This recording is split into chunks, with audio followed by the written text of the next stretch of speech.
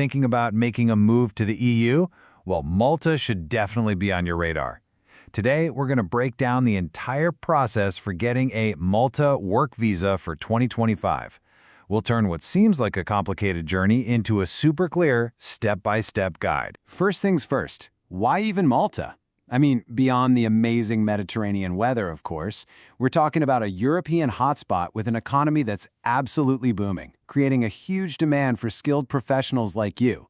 And, big bonus, English is an official language, which just makes everything a whole lot easier. Now, before we get into the nitty-gritty, you've got to understand the heart of Malta's system. It's brilliantly simple for folks from outside the EU, and honestly, it's the key to the whole thing. And here it is. The magic words are single permit. This is a real game changer.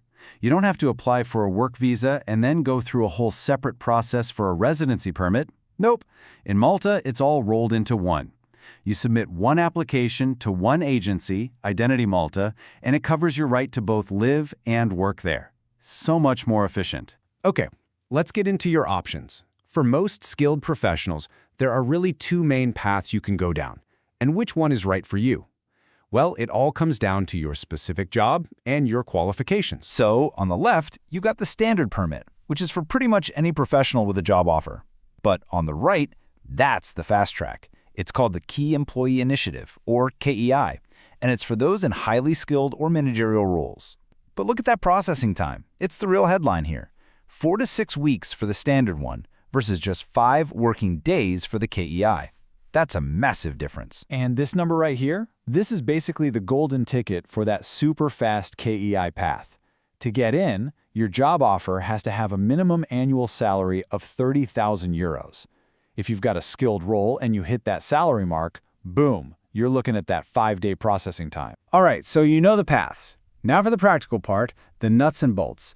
Let's walk through the whole journey, all 7 steps, from getting that job offer to actually landing in Malta. And there you have it, the whole roadmap from A to Z. It all starts with that job offer, then moves into the paperwork and the waiting game, and it all ends with you holding your residence card. You know, it looks pretty straightforward, and it is, as long as you're prepared.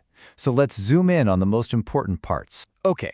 Pay attention because step 2 is where you need to be on your A game.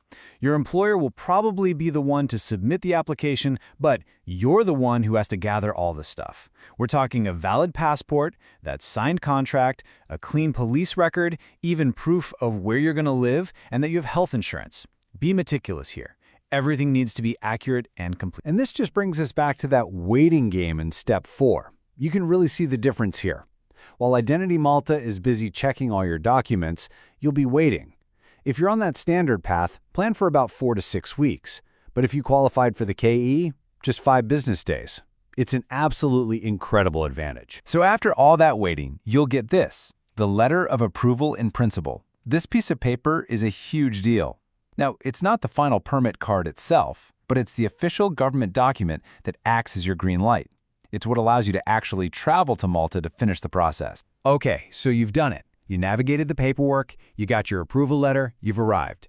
So what's the payoff? What is life actually like once you're on the ground working in Malta? And this right here is why it all matters. The second you have that permit, you get the exact same rights and protections as any Maltese worker. That means access to public health care, contributing to Social Security, opening a bank account, the whole shebang. And here's the big one. After 5 straight years, you can apply for long-term residency. That's a huge step towards more freedom across the EU. Let's talk money, because it's always part of the equation, right? Well, the good news is the actual government fees are pretty reasonable. The standard permit is going to set you back 280 euros, and the fast-track KI is just a little more at 300 euros. Now, obviously, you'll have other little costs, but the main fee is surprisingly accessible. All right, last section, and it's a really important one. Let's make sure all this effort isn't for nothing. We're going to talk about how to get that yes by avoiding the common traps that trip people up. This is the question that I know keeps applicants up at night. So let's just tackle it head on. Honestly, the best way to make sure your application succeeds is to understand exactly why others fail. So here's the thing. Most rejections don't happen because of some super complex legal issue. It's usually the simple stuff. incomplete paperwork, your resume not quite matching the job's requirements, or the employer not doing their part to prove they looked for a local first. It all comes down to one thing: preparation. Double and triple check everything. So let me leave you with 2 final pro tips. Seriously, write these down. First, give yourself a buffer. Start this whole process at least 3 months before you plan to fly. And second, become a document hoarder. Keep copies, digital and physical, of every single piece of paper you submit. Trust me on this. So there you have it. We've laid out the entire map for you. From understanding the system, to picking your path, to getting all your ducks in a row. Now you know what it takes and what the rewards are. The only question left is the one only you can answer.